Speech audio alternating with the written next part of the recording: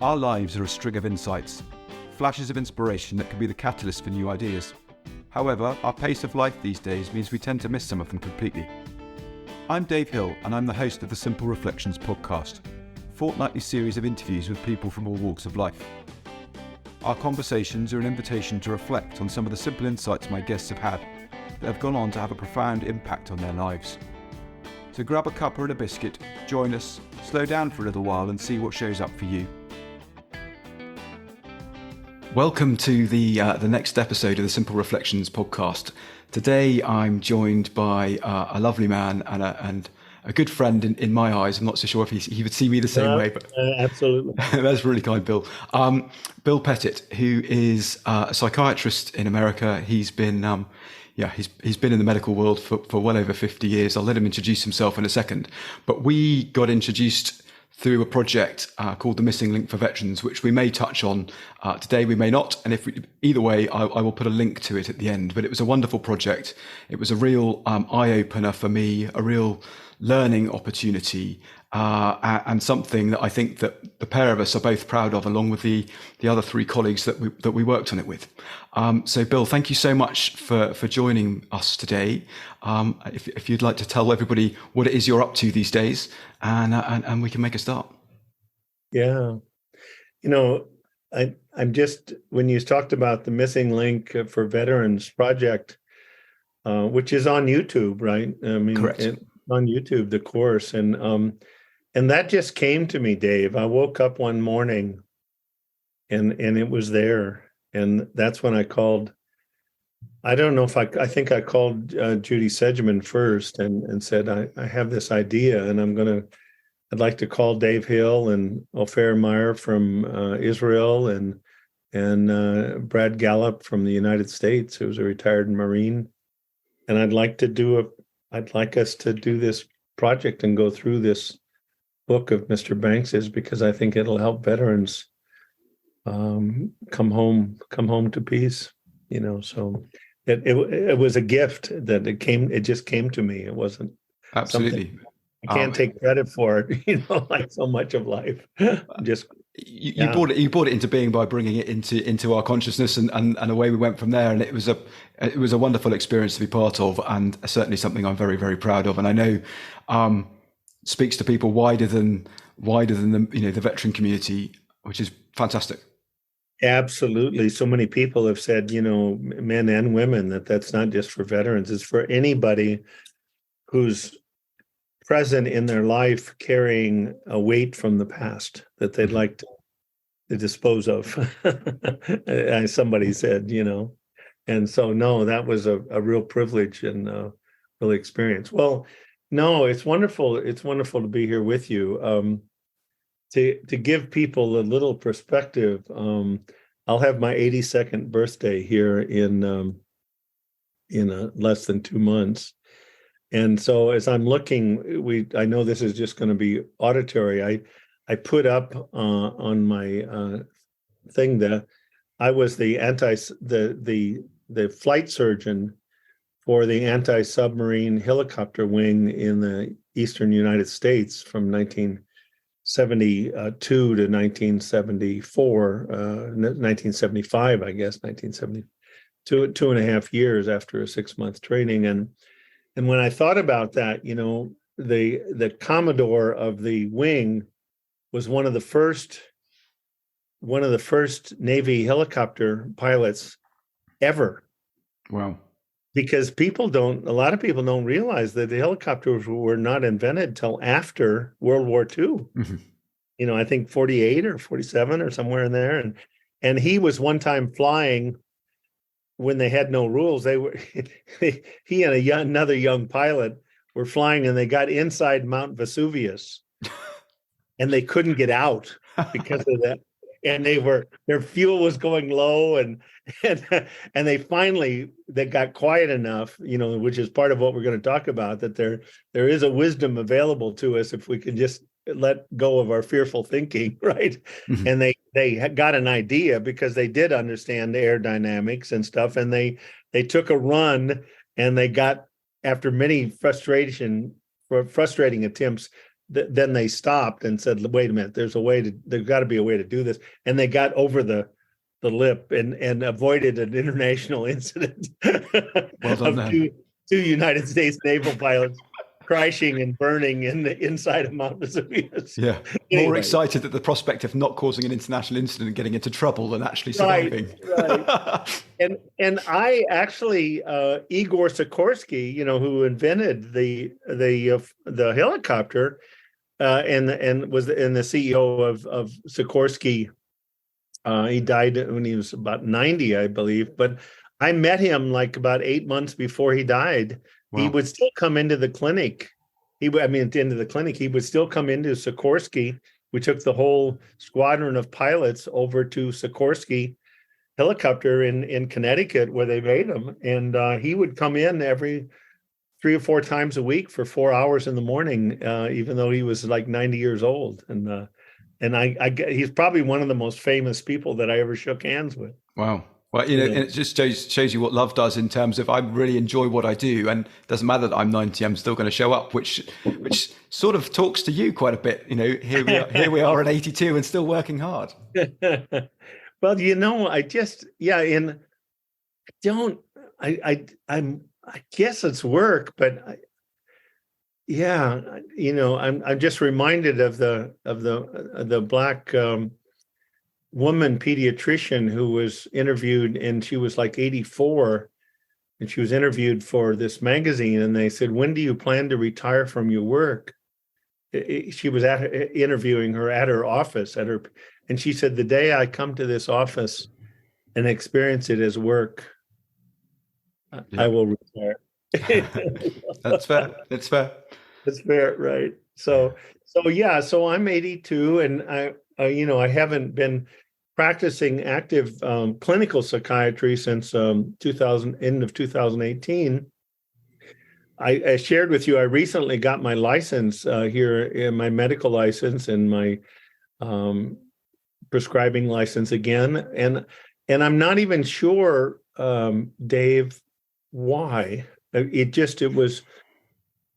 It was a strong feeling of, okay, I got it. I'll do it. I jumped through the hoops and paid a fair amount of money, but I am interviewing at the university where I'm adjunct faculty, the medical school here in Phoenix, Creighton University, and I'm interviewing with the head of the Department of Psychiatry to see if maybe one day a week or a couple of days a month that I might have something from my 54 years or 55 years of clinical experience to share with their residents there. And so I think having a valid license gives me more credibility and more ability to do that. So maybe that was the reason. Yeah. No, yeah, go ahead. I was going to say that it's completely logical. It does add more credibility from the outside view looking in.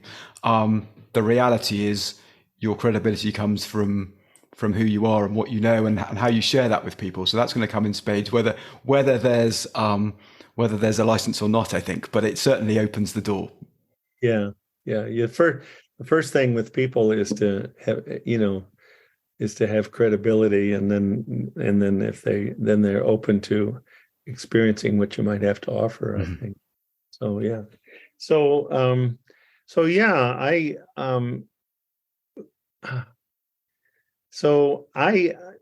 I myself, I will just share, that what happened to me was today is the 3rd of April. On the 1st of April, 40 years ago, just 2 days ago, 40 years and 2 days ago, I met a man named Sidney Banks, and it changed my life. I mean, because up until that time, with all my 26 and a half years of education, I was spending probably 6 to 9 hours a day in my thinking, a lot of it not healthy thinking, in the past, with regrets and worry, with regrets and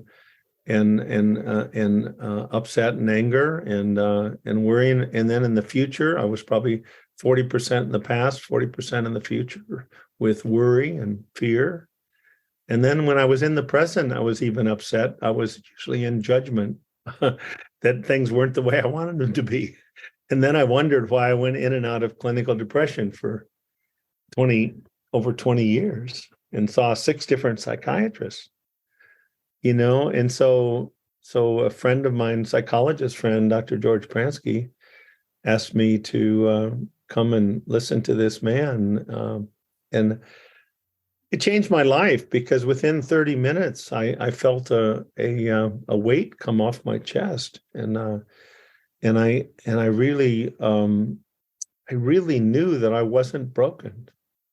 I wasn't broken. I didn't have anything lacking. I just didn't understand this gift of thought that I'd been given, and I didn't understand that if I allowed myself to be in the present without knowing what to do, that there was a wisdom inside of me that I accessed, that I didn't access when I was thinking 200 miles an hour. And I mean, it sounds simple, but that it was that I just got a clue that wow, maybe you're not broken, maybe you're perfectly mentally healthy. Maybe you've just been covering it over with a lot of thinking. That changed the trajectory of my life. And we were talking earlier before we started the thing about how incremental it is, that what happened, and I was only on an aircraft carrier for 4 or 5 days of operational readiness, but that day, my aircraft carrier turned 180 degrees in a different direction. And aircraft carriers don't go through the water like speedboat, but they're hard to divert from their direction they're going. Yeah. And so for the last 40 years, my direction has been incremental insights.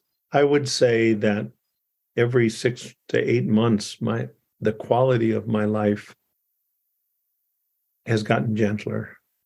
And so that at coming up on 82 years of age, inside, the quality of my life is better than it was when I was 40. And it's allowed me to really enjoy the journey. I'll end. I want to break. I know I jabber. That 37% Irish DNA, I've got a little plaque that says, that you're Irish when you have absolutely no idea how to make a long story short. My wife says, there's no doubt to me that you're Irish, but but I woke up about 2 or 3 weeks ago, and there's actually a fancy name for it. They're called hypnopompic hallucinations. And it's just that period of time where you're not sure whether you're asleep or you're awake. And I saw this plane going through the sky carrying a banner behind it, big banner. And the banner said, enjoying the journey is the destination. That's cool. That's cool. So, I'll stop there for a minute. Well, thank you for sharing all of that, Bill. For me, I think what shines through in everything you've said there is the lightheartedness at which the trajectory has changed, in that sense that there's not really been any pressure or things that you needed to do. And I know you said it's been incrementally every 6 to 8 months, but it's not as if there's a sort of timer ticking down to the next installment. No. And there's no real, I need to work between the next 6 to 8 months. It's just a gentle showing up. Yeah. Effortlessness of things unfolding. And I think, where quite a lot of us get caught out is thinking that we have skin in the game in terms of, right, I need to be working really hard to get this to change, which is completely innocent and looks logical from the outside. What would you say to that, based on your experience, not only for yourself but also with your patients and clients? Yeah, tell me the question again, so I make sure I answer it.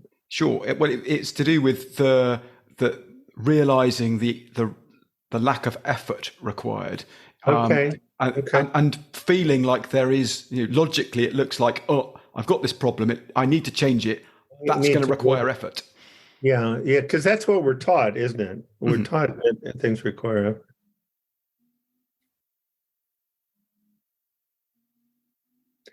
Two things come to mind, Dave. And I probably have lost the second one already. We'll see. One is that to understand, I think we have been taught maybe that mental well-being is something that you really have to work at to get. So rather than mental well-being is where we are when we're not taking ourselves away from it actively, innocently, but actively. So the metaphor that always comes to me is that mental well-being and peace of mind and happiness and contentment. It's going to sound maybe simplistic, but it really is to me like a cork. And you could have if you and I had a cork in front of us that was 2.5 feet in diameter, you and I, being able-bodied and you stronger than I at this point in life, especially, we could push the cork under the water and we could hold it under the water for a period of time, but it's not the cork's home. And we would start experiencing fatigue and muscle ache. And when we let go of the cork, even if we had the cork, even if we had diving equipment on and we carried the cork 40, 50, 100 feet below the water, as soon as we let go of that cork would not have to turn on its iPhone and get a GPS to find its way back to the surface. It would be shooting back to the surface rather quickly because that's its home. So that was life changer for me. Now, the other thing was to not be frightened by being under the surface, that I didn't have to. In fact, it was crazy to think that I could do it perfectly. My mentor, Mr. Banks, for 26 years, he said, if you seek perfection, you're going to fail miserably. But if you come to understand that we have psychological, we're going to get psychological viruses, if you will. But we've got a virus detector. It's called our feeling level. And like you said earlier, the first step is we go from lightheartedness to seriousness, and then from seriousness to irritability, and from irritability to mild depression. Boom, boom, boom. And if we can be sensitive to that virus detector. In fact, the metaphor that came to me after 30 years, I used to use it 30 years ago, and it's funny when it came back to me, is that of a Geiger counter. That when we're paying too much attention to our thinking, if that lowering of our feeling level if we think of that as creating radioactive material, we want a Geiger counter that starts going off the first sign of radioactivity. Not when there's I don't know, even forget, and I was with the nuclear power submarines, not when there's 1,000 or 1,500, whatever. We want, because it's a lot easier to get back home if you get lost in the forest, if you know when you're 200 yards off the path than when you're 3 miles into the forest. Yeah.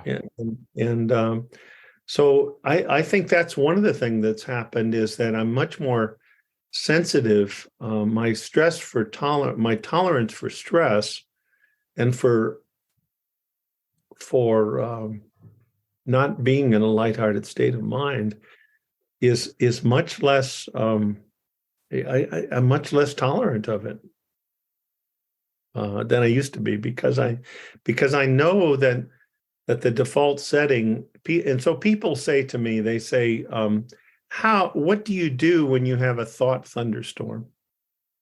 And I'm sure that there's a lot of people listening that have had thought thunderstorms.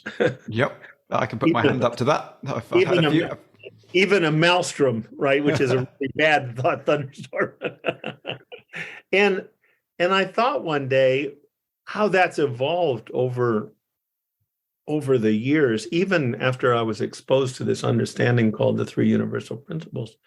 I think my old learning was still prevalent, and I thought when I was in a thought thunderstorm that I had to try to do something to quiet my thinking down. Mm-hmm. And here's the problem with that.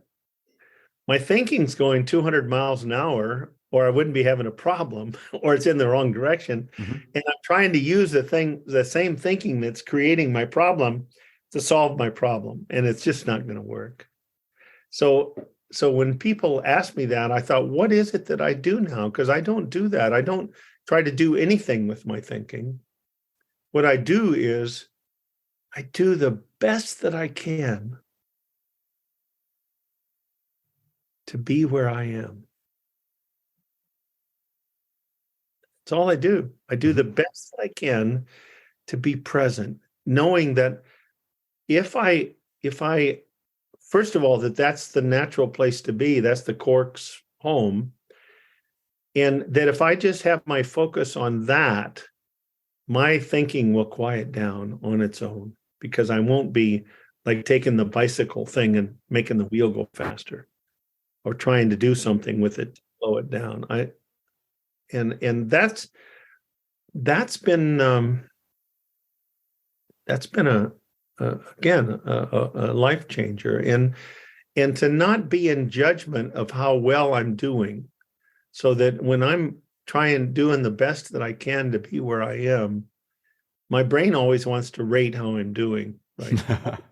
Dr. Pettit, the great teacher, you're at about a 2 out of 10. I kid, I say, and I'm going to put that on Instagram and TikTok, a little dance, right? And I say, I would say to my brain, I don't talk to it, but I would say I don't care. I'm just going to be the best that I can be. And when I accept where I am, that doesn't mean that I don't want to move from where I am. But if I resist where I am, I'm innocently sticking myself there. Mm-hmm. I'm driving a nail through my shoe, so that any effort I make will result in me going in a circle. But if I accept, right now I'm only a 2 out of 10, I'm going to be the best 2 I can be. Before I've even finished that thought, I'm a 3. Mm-hmm.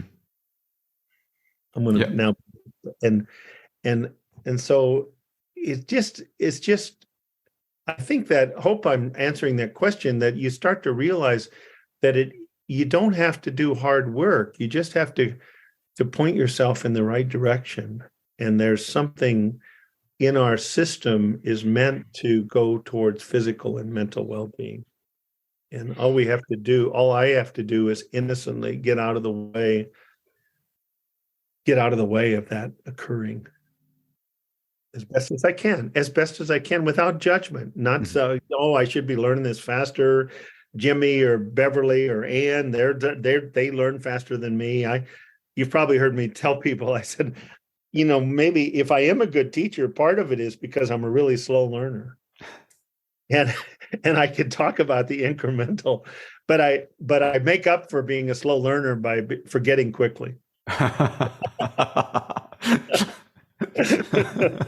And most of us can identify with that too. Absolutely.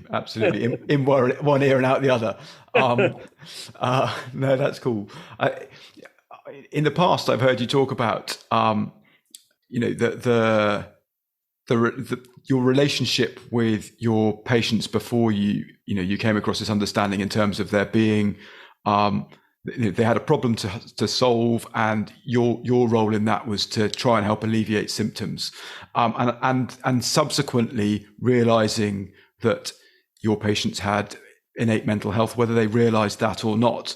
And I just wondered whether you'd be able to explain how that changed for you in terms of your physical relationship with the conversations you had with your patients.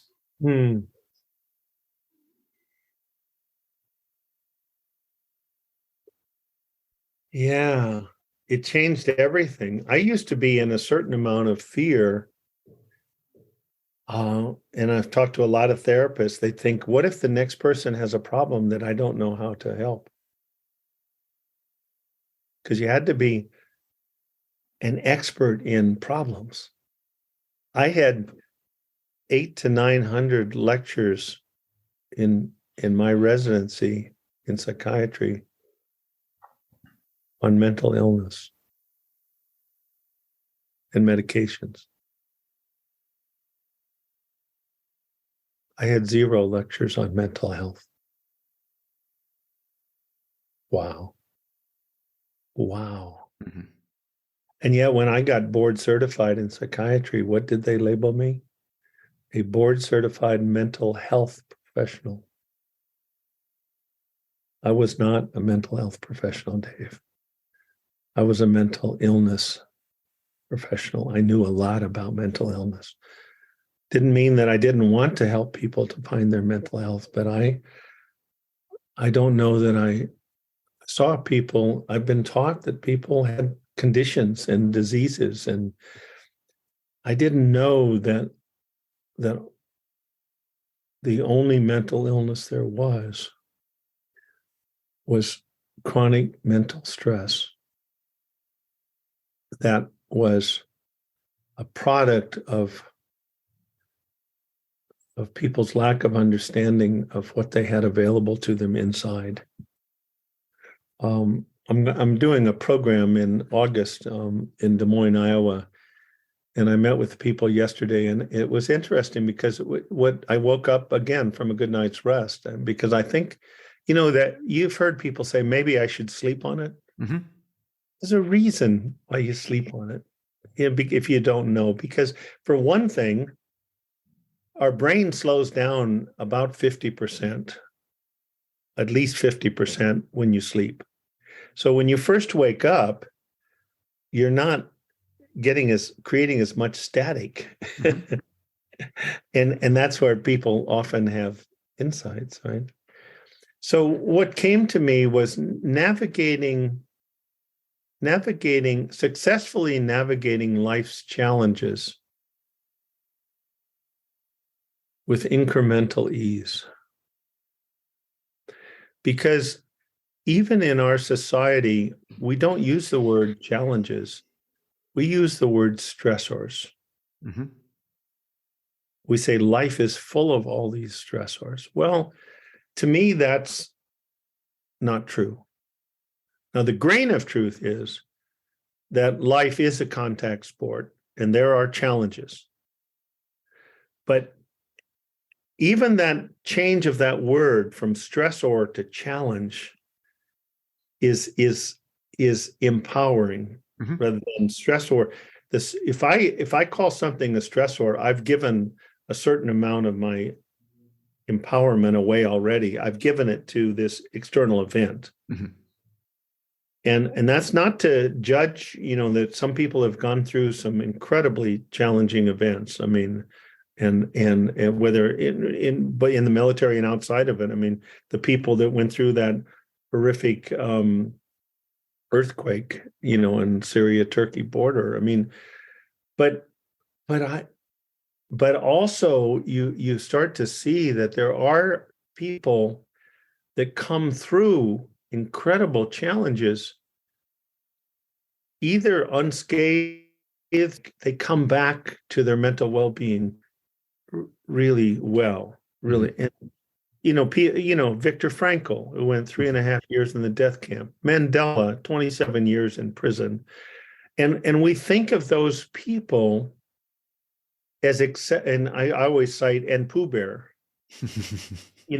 We always cite those three people as exceptions to the rule, that they somehow get back to their equanimity. And I would like to have people be open to the possibility that they're not exceptions to the rule, that they're examples of the rule in action, that they're people that have come to some understanding about life, and one of them is, it's a simple statement, and it's not a cognitive thing, that the only thing that exists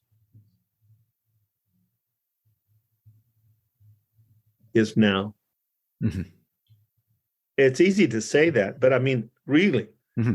I have a physician friend who was robbed in his country at gunpoint, and the man threatened to blow his brains out. And he found himself saying, yeah, you can blow my brains out. You can kill my body, but I'll be fine. And the man who had the gun to his head said, I can't. It really shook him that my friend wasn't frightened. Mm-hmm. And my friend was kind of surprised that he wasn't, but he said, I know that I'm a spiritual. I realized that I really did know that I was a spiritual being having a human experience. I'm not a human being having a spiritual experience. And subsequent to them leading and him saying, listen, I'll be glad to give you whatever I've got in the safe. And they said, we're apologizing. And the guy said, we're doing this to get our buddy so we get enough money to get our buddy out of prison. And he started laughing, and which got the guy even more upset. He said, I put a gun to your head and you're laughing? He said, what are you laughing at? He said, because I'm thinking that what you're doing, you're more likely to be joining your friend in prison. Yeah. But after they left and he'd given him whatever he had from the day, he said to his secretary, he said, are you okay? And she said, I really am, doctor.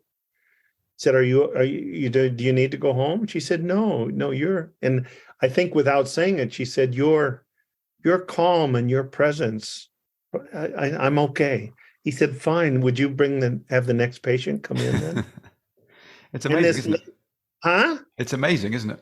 Amazing. And that lady came in and she said, doctor, she had a little 3-year-old boy that had a high temperature. She said, are you sure you can do this? She said, I heard what went on in there and how he was threatening to blow your brains out with his pistol. And he said, I was surprised, but he said, I said, of course. He said, he said, that was then, and this is now. And his wife's been telling him, that was 2003, his wife's been telling him for 20 years, you're repressing this. It's going to come and bite you. It's going to. I don't think so, he said, because he understands that that's the only thing that exists. And that's not a should to lay on people. But I hope that brings hope, because that is infinity, even, which boggles our mind. It's just an infinite number of nows. Mm-hmm. All there is you and I right now. Yep. Now to now to now. And we can create a different reality for us from now with the power of our mind.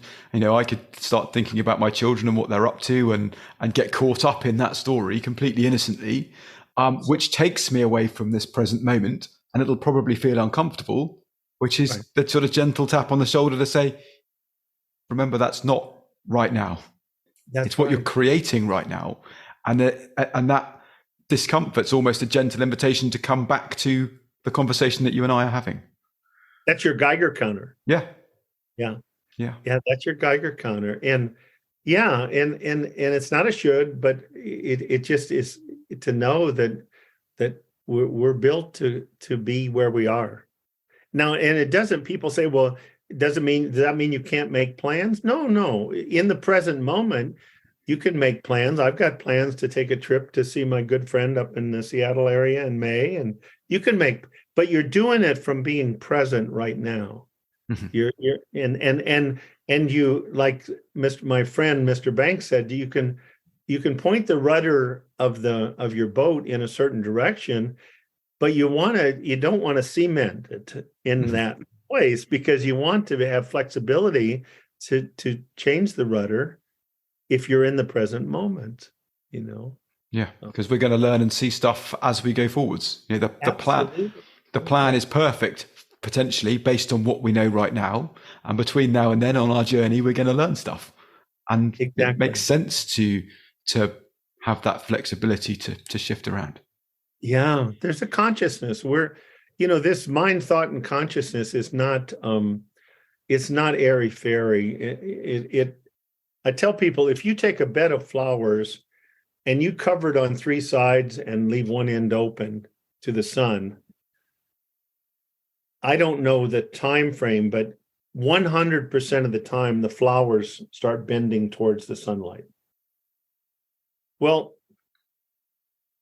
first of all, the flowers at some point, they have to be conscious. They have to be aware that they're not getting as much sunlight. There has to be an intelligence to the energy of life of those flowers that says, I see the solution. The solution would be to bend. And there has to be a creative energy aspect to that energy of life that says, no problem, we can take care of that. I'll whatever enzyme catalyze the system of mine to move towards the light. Well, so the whole of creation is conscious, it's intelligent, and it's creative. And we as human beings get to use that intelligent, conscious, creative energy to navigate our way through life. Mm-hmm. Now, the good side is we can do it our own way, and we can use an intellect to gain information and knowledge, which is wonderful. You want, when you go to the doctor, you want somebody who studied medicine. When you go to the lawyer, you want somebody who studied law. When I just went to the eye doctor this morning. If I looked at my eyes, it looked dilated, is because they are. I thought you'd just been having a party, Bill. Yeah, and you want that, but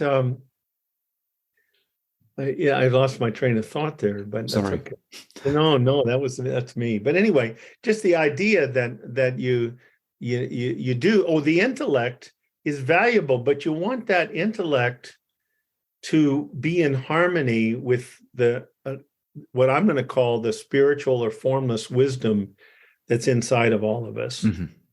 And that I make a funny, what I think is funny, but some people don't think it's funny. I tell them when the flowers bend towards the light, even the adolescent flowers bend towards the light. They don't fold their little arms saying, "Make me." You think you can make me? They don't. No. My lemon tree in the backyard, I don't know that it has a choice to ignore the spiritual wisdom that's within its being as a lemon tree. But I do. Mm-hmm. I can listen to this instead of this and then wonder why it doesn't work out so well. So, like you said earlier, when this is creating a feeling of discomfort, it's time for me to let that rest for a while and get back into the present moment as best I can. Mm-hmm. And then see what happens, see what occurs to me.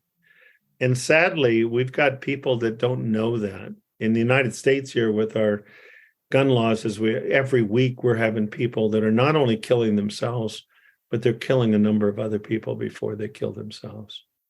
And those are people, my heart goes out to them. I mean, it certainly goes out to the people that are killed and the family. But how much pain do you have to be in to have that make sense? Mm-hmm. Only hurt people hurt people. Only hurting people hurt people. To me, they're not evil. What they're doing, you could classify however you want to, but the person is somebody who is in incredible pain. And I hope that with this understanding that we're kind of indirectly and sometimes directly talking about, there be more and more people in the world who I have a relative by marriage recently said, I'm so grateful. He said, you have helped me eliminate a lot of needless suffering that I used to create for myself. I'd never met the person that wants to die righteously miserable. Mm-hmm. There are people that, and resistance to me 100% of the time is just lack of hope. Because every time I see hope awakened, resistance melts like a snowball in United Kingdom in the summer, and any day of the year here in Phoenix, Arizona. Yeah, exactly. Any day.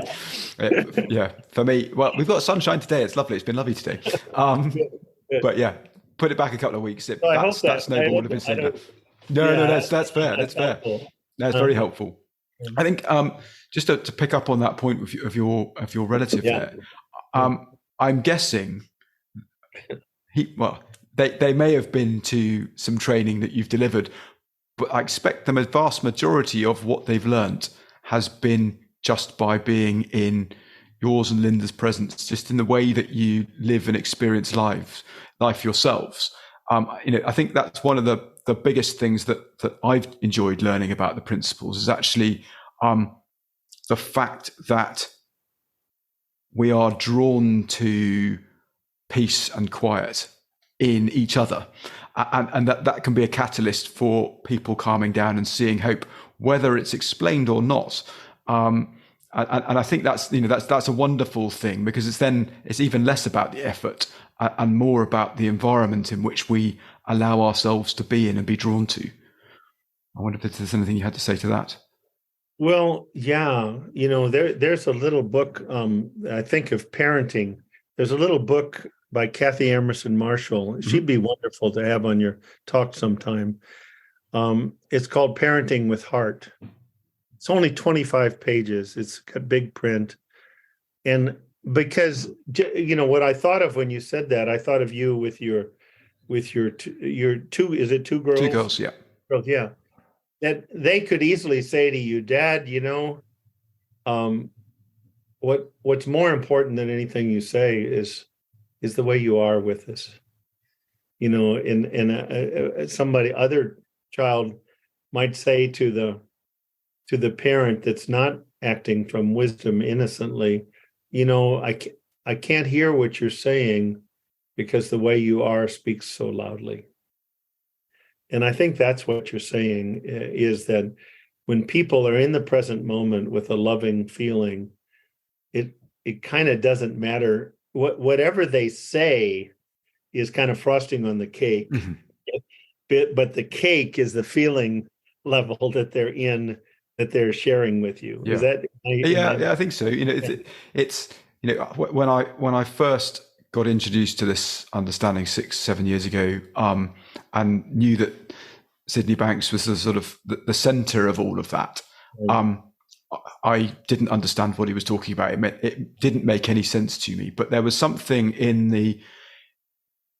it's not in the words, it's in the feeling. Even though I didn't understand that, I was curious about it, that yes, there is something in the feeling, and that's what I'm experiencing at the moment, and I don't know why.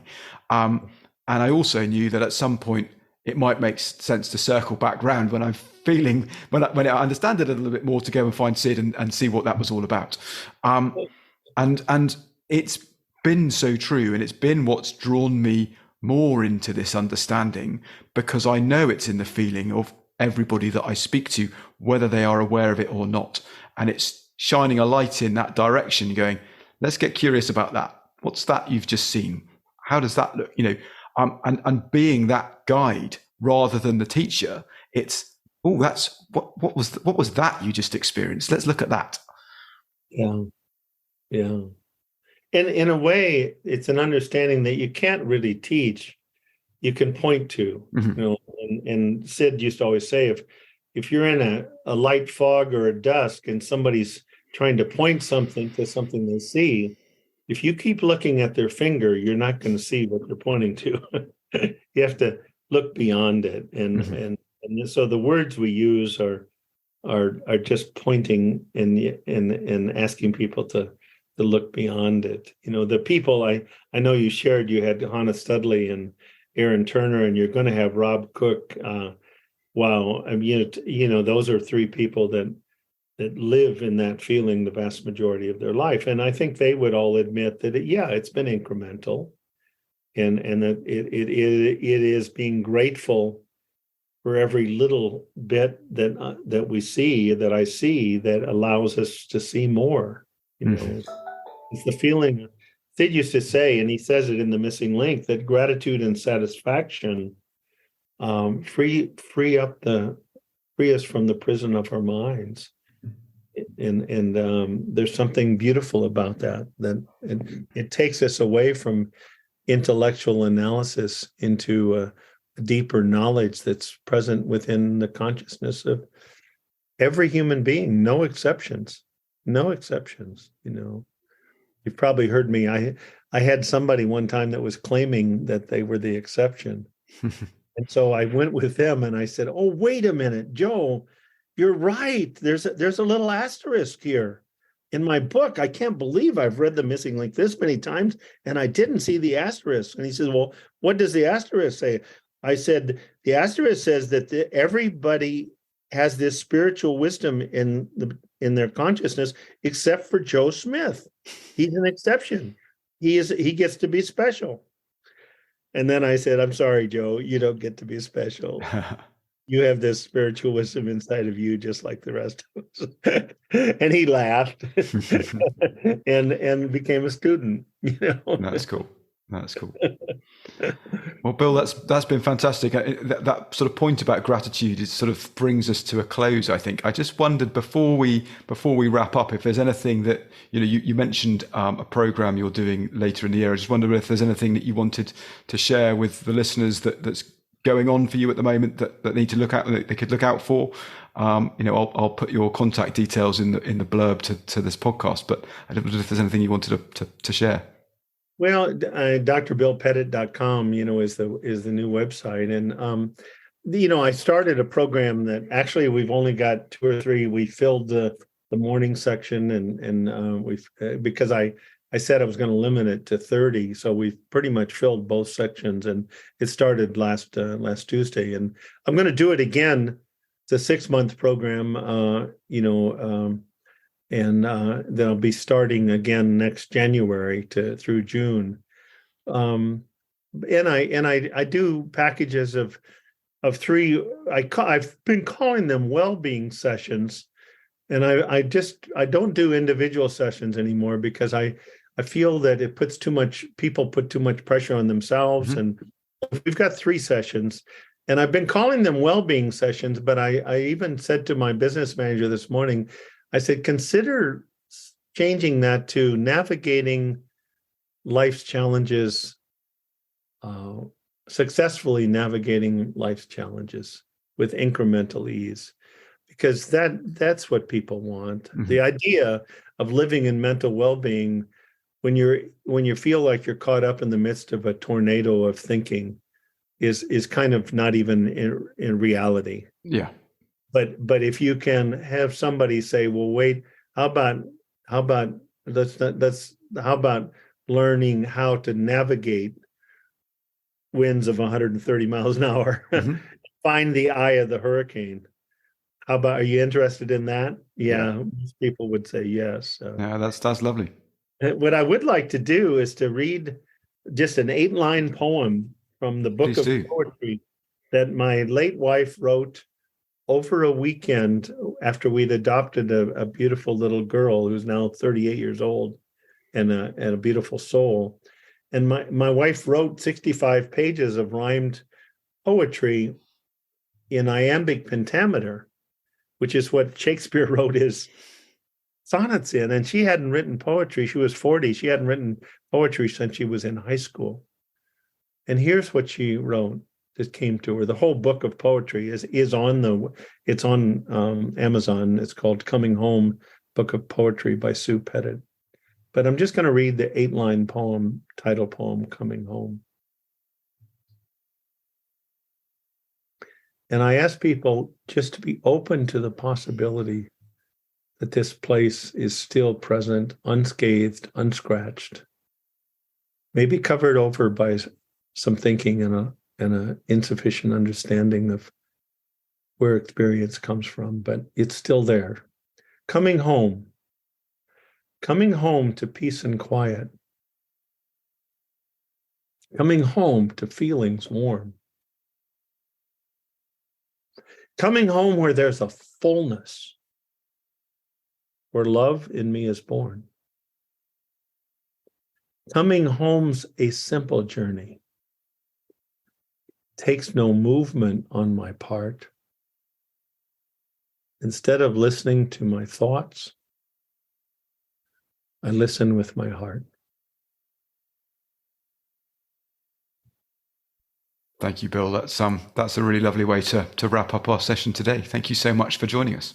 Thank you very, very much. Yeah, I look forward to our next visit. Me too. Take care. Bye-bye. Thank you for joining us today. If you've enjoyed the conversation, feel free to subscribe and join me and my new guest next time. If you're interested in the work I'm doing, or you think I can be of service to you or your organisation, please email dave@simplicityofmind.co.uk. Remember, see if you can find time to slow down and reflect. Those simple ideas might be worth listening to. Take care, and I hope you can join me in a couple of weeks.